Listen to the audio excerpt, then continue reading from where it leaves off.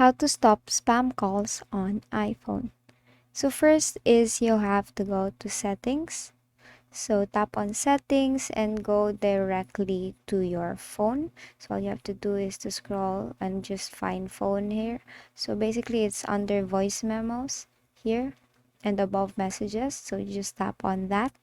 And here you will see these options. You will see Siri and search, notifications, incoming calls, announce calls, my number rather, Wi-Fi calling, respond with text, call forwarding, call waiting, show caller ID.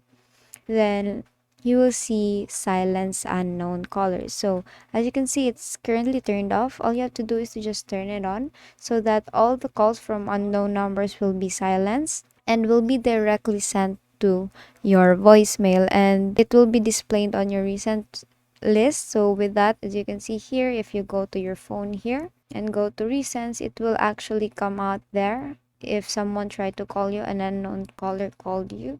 And basically that is how you stop spam calls on Android.